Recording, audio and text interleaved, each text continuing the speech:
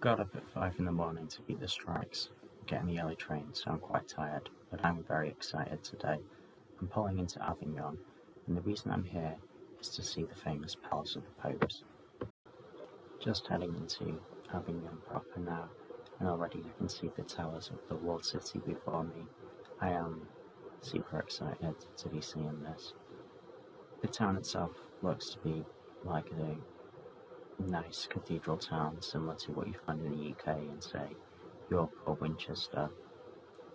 There's quite a few churches about, and there's also a rather nice plaza, which you'll see in a second.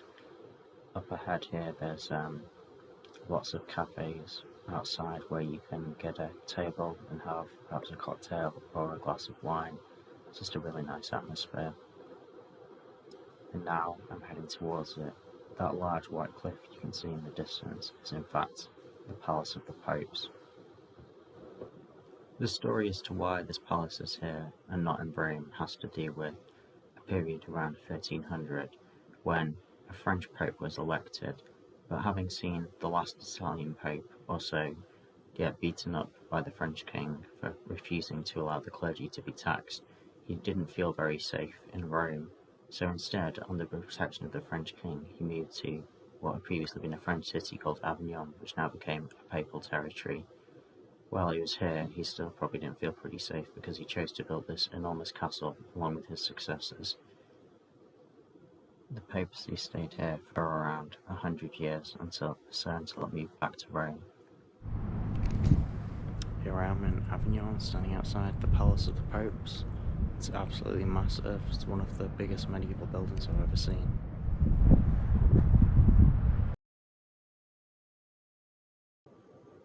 The rest of Avignon is full of little back streets, which almost make it feel like, well, a Rome away from Rome for the popes.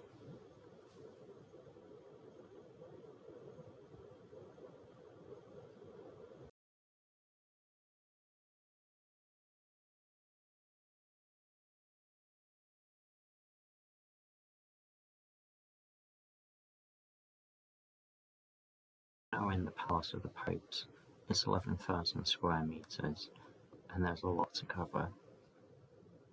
Behind me, you can see what's effectively two large chapels on top of each other. At the top of this is the Great Chapel, and at the bottom is another one.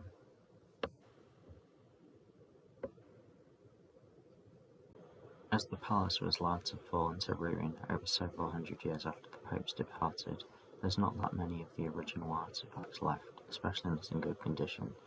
This one here you can see is a papal indulgence which would allow the Pope to forgive sins, at least on paper. The state of some of the remaining rooms is quite depressing. They're just fallen into rack and ruin with the paint peeling off the walls. This is the Pope's treasury. In this basement were kept a lot of valuable documents and gold from the church.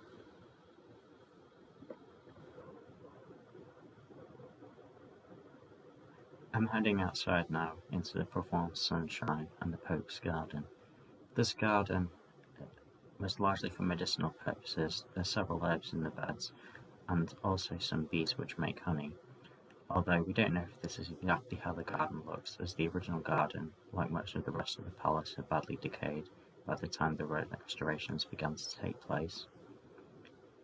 The vegetation that you see down here is different to what you would get in Northern Europe because of all the heat.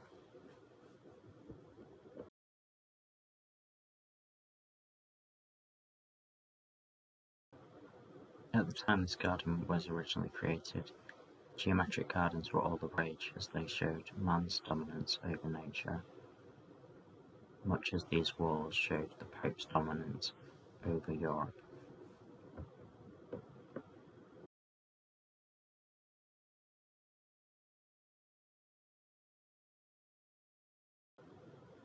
I'm now heading back inside the palace up yet another flight of interminable steps. It's been a long walk up from the garden, but I'm finally here in my destination, which is the Great Hall. Here the Pope and his entourage would have feasted. Well, that feasting, of course, would have required a lot of cooking, and here I am in the kitchen, which has the most enormous chimney. Can you imagine Fred Dibner going up there?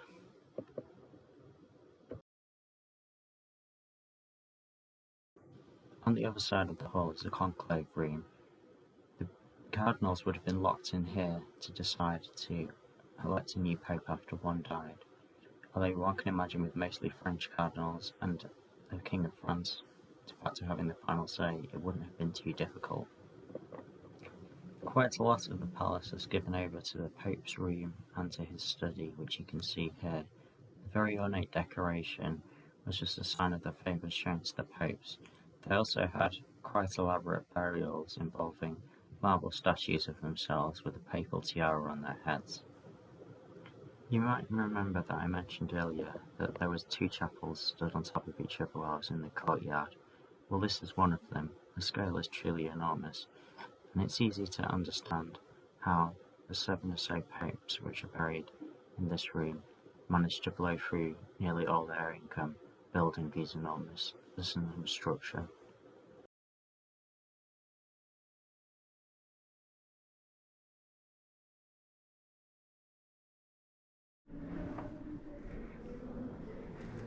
I'm heading out now onto the roof, and this bit really did remind me a bit of Dark Souls. There's a drop down one side of about 50 meters or so, and I feel quite nervous with heights.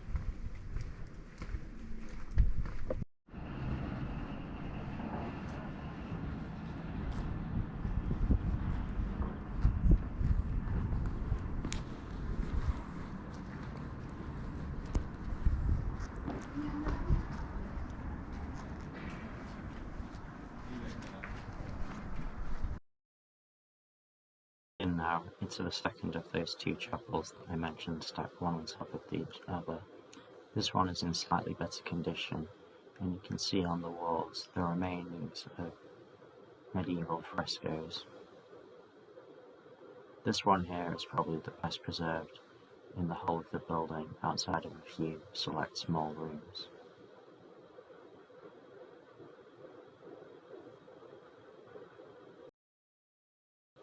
Well, that's it for the Palace of the Popes. I'm going to head up to the hill now, to the park just behind the palace. It's got some really great views out over the River Rhine, which I'll show you, and I'll leave the natural sound on so you can hear everything.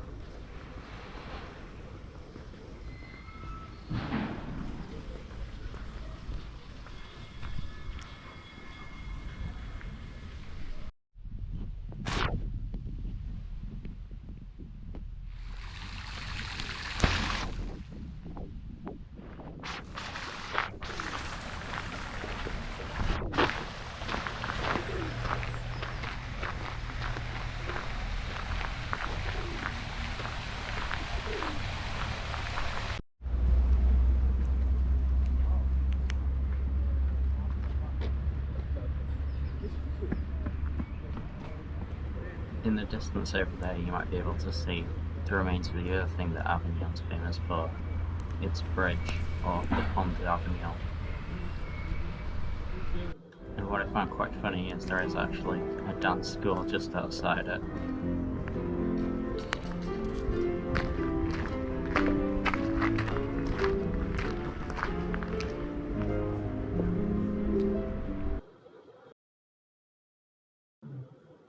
The bridge allegedly owes its existence to Saint Benazet. In legend, Saint Benazet threw a rock into the river and said this would be the first stone of the bridge, and all the villagers were so amazed by this that they agreed to build a bridge. In practice, it's more likely that he was an entrepreneur looking to raise some revenue. He was canonised quite early on after building a wooden bridge, and they reckon that that chapel, which you can see ahead just on the right, was the first part of the bridge. Then when they made some money from selling relics etc. at the chapel, they were able to expand and build the rest of the bridge.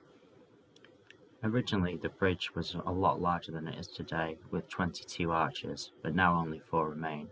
Part of the problem is that the Rhone, which today looks as calm as a mill pond, began to change after the Little Ice Age and became a lot more violent, with ice flowing down, damaging the bridges until eventually it was just uneconomic to repair it.